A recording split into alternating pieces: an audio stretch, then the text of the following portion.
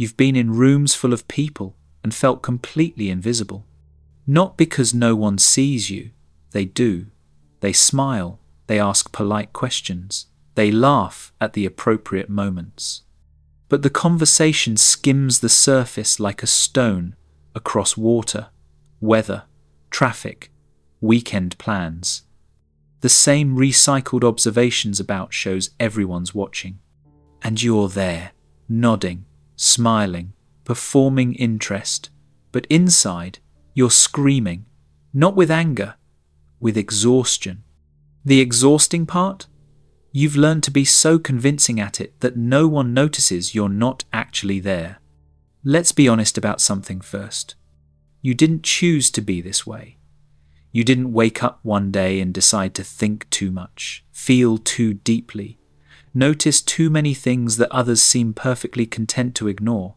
When you were young, you asked questions, big questions. Questions about meaning, about why things were the way they were, about the contradictions adults seemed comfortable living with. And you noticed something. Your questions made people uncomfortable. They were too much, too intense, too serious for a child. So you learned.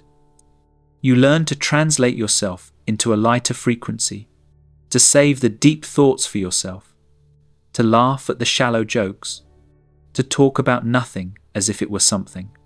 There's nothing wrong with you. You were just trying to belong. But somewhere along the way, the translation became automatic. The shallow version became the default. The mask became so familiar, you forgot you were wearing it. And now you're exhausted.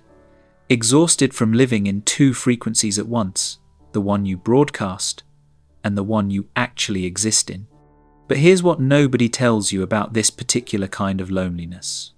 It's not a defect. It's not a disorder. It's not something to be fixed or medicated or therapized away. It's a frequency, a different bandwidth. And the loneliness you feel in crowds isn't because you're broken, it's because you're trying to communicate in a language that isn't yours. What if the answer isn't learning to be more shallow? What if it's learning to stop apologizing for your depth? Alan Watts used to talk about depth the way others talked about water. Some people, he observed, live on the surface, not because they're less intelligent or less valuable, but because that's their natural element. They skim across experiences quickly, lightly, touching many things without needing to dive deep into any of them. Others are built differently. They're deep water creatures. They don't skim, they submerge.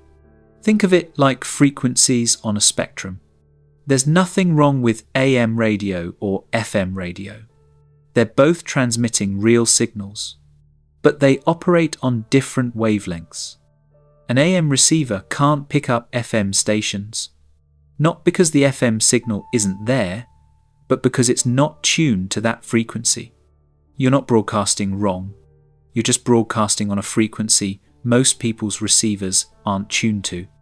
When you're in a crowd talking about surface things, you're trying to force your FM signal through an AM channel. It creates static, distortion, disconnection, not because you're doing it wrong, but because you're trying to translate something that loses everything essential in translation. You're not broken. You're not too much. You're not socially deficient. You're just tuned to a different frequency. And the loneliness you feel is the loneliness of a signal that isn't being received. The first thing that happens when you stop pretending to be energized by shallow interaction is this. You get even more tired, not because something's wrong, but because you stop using adrenaline to fake energy you don't have. You're at a party. There are 30 people, music, laughter, conversations happening in clusters. Everyone seems to be having a great time, and you're tired. So tired you can feel it in your bones. Not physically tired, spiritually tired. You used to be able to push through this, smile wider, laugh louder, perform enthusiasm until enough time had passed that leaving was socially acceptable. But when you stop performing, when you let yourself actually feel what you're feeling, the exhaustion is staggering. Here's why.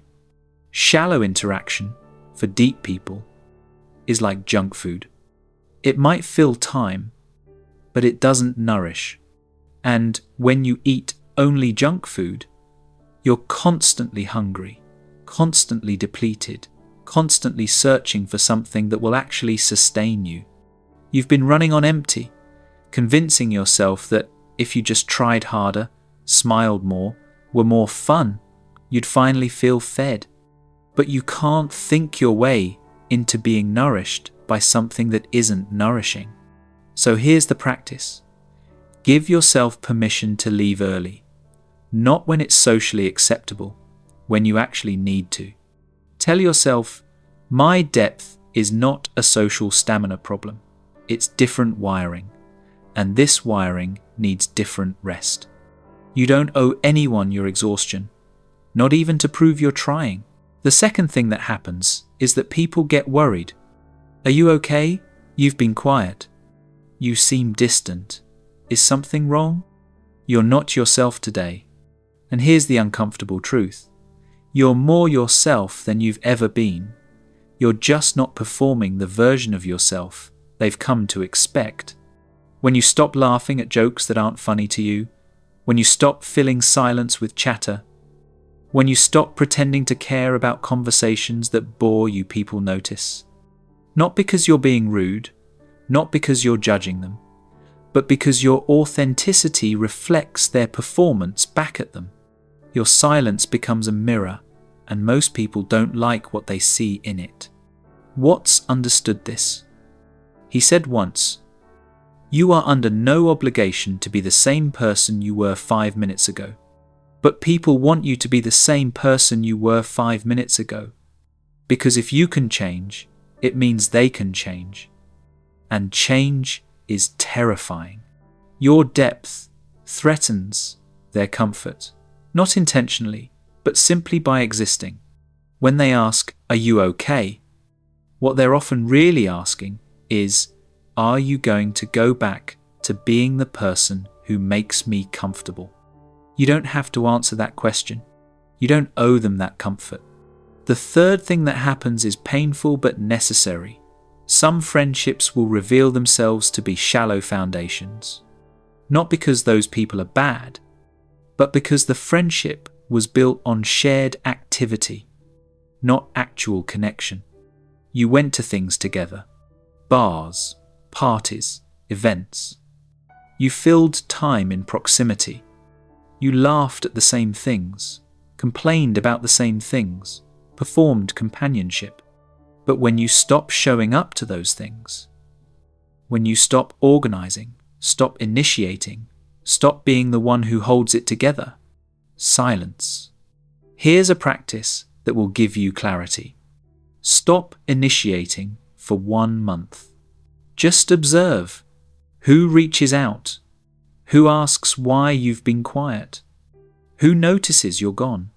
This isn't a test, it's information, and information is kindness to yourself. I remember a woman who did this. She'd always been the organizer, the one who planned dinners, sent the group texts, made sure everyone stayed connected. She stopped, not out of bitterness, just exhaustion. In 3 months, she heard from 2 people out of 15, 2, and it hurt deeply. Years of friendship dissolved by her simple absence. But here's what she told me. I was grieving friendships that never actually existed. I was mourning a version of connection I'd been performing alone. The people who leave when you stop performing were never really with you to begin with. They were with the show, the energy, the distraction you provided from their own depth. And as much as it hurts, their leaving creates space. Space for people who can meet you where you actually are. The fourth thing that happens is quiet and revolutionary. You start discovering what actually energizes you. Not what's supposed to energize you. Not what energizes other people. What energizes times you. For years, you've been trying to force yourself to enjoy things that drain you. Parties, networking events, surface-level socializing. And you've felt guilty about it. What's wrong with me? Why can't I just enjoy this like everyone else? But when you stop forcing it, when you give yourself permission to pursue what actually feeds you, you discover your true preferences. Maybe it's one-on-one conversations that go for hours. Maybe it's silence in nature. Maybe it's creating something alone. Maybe it's reading, writing, thinking, without the pressure to share every thought immediately. Maybe it's finding the rare person who can talk about ideas, meaning, depth, without needing to break the tension with a joke every 30 seconds. Here's what helps. For 1 week, after every social interaction, ask yourself, did that energize me or drain me? Don't judge the answer. Just collect data. You might discover that the person everyone loves drains you, and the person no one notices fills you.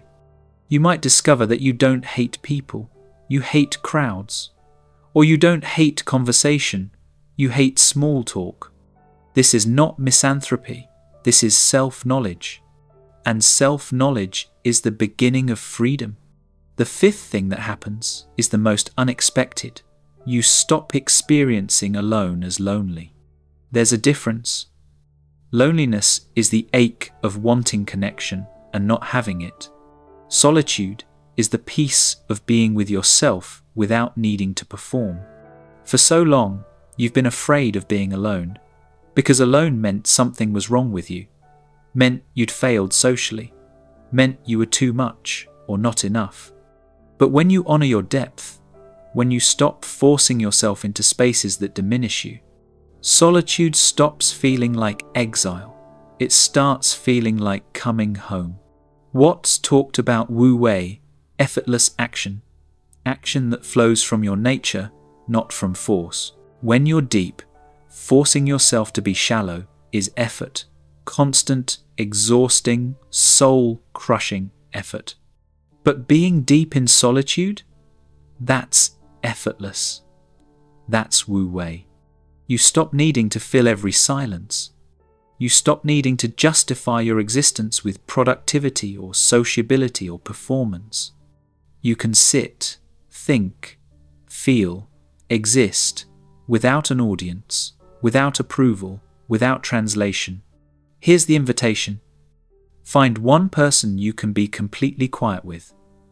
Someone where silence isn't awkward, it's communion. If you don't have that person yet, start by being that person for yourself. Sit in silence without filling it. Practice being unperformed, even when you're alone. Because the deepest loneliness isn't being alone, it's being with people and having to hide who you are. And the deepest peace isn't being surrounded by people. It's being yourself, whether anyone's watching or not. Here's what I wish someone had told me years ago. On the other side of shallow performance is not isolation. It's not social failure. It's not proving everyone right whoever called you too intense or too serious or too much. On the other side is clarity. The clarity of knowing who your people are, not by who shows up to parties, but by who shows up to depth. The clarity of knowing what actually feeds you, not what you think should feed you, but what genuinely does. The clarity of knowing that being alone is not the same as being lonely, and that being surrounded by people who don't understand you is far lonelier than being alone. You'll discover that the real you is not as alienating as you feared. You're not too much. You're not too serious. You're not socially broken. You're just deep, specific, tuned to a frequency that fewer people broadcast on. And the people who can't handle your depth, they're not bad people. They're just not your people. The ones who lean in when you get quiet, the ones who ask real questions and wait for real answers, the ones who can sit in silence without needing to fill it, those are your people. There are fewer of them, but they're worth the loneliness of waiting. So here's the invitation. Uncomfortable as it is, stop translating yourself into a frequency that isn't yours. Not all at once, not perfectly, but little by little, conversation by conversation, let yourself exist at your actual depth. Let yourself be quiet in loud rooms. Let yourself leave early. Let yourself say, "I'd rather not," to invitations that would drain you. Let yourself pursue the connections that feed you, even if they're rare, even if they're strange, even if they don't look like what friendship is supposed to look like. Let yourself be alone without apologizing for it, without pathologizing it, without fixing it. Watts said, "Trying to define yourself is like trying to bite your own teeth. You can't force yourself into being someone you're not. You can perform it, you can fake it, you can translate it, but eventually the performance costs more than the belonging it buys. You are a deep water creature trying to live on the surface. And the solution is not learning to breathe shallow water. The solution is going deep and finding the others who live there too. What happens when you stop apologizing for your depth? You lose the shallow friendships that were costing you your peace. You gain the rare, real connections that actually sustain you. You lose the comfort of fitting in everywhere. You gain the freedom of belonging to yourself. You lose the crowds who need you to stay small. You gain the few who can handle you whole. The frequency was never wrong. You were just surrounded by receivers that couldn't pick up your signal. But you don't need to be received by everyone. You just need to stop dimming your signal trying to be heard by people who were never listening. Broadcast at your actual frequency. The right people will find you. And the loneliness you feel in crowds will be replaced by something better. The peace of no longer abandoning yourself to belong to others. Welcome home.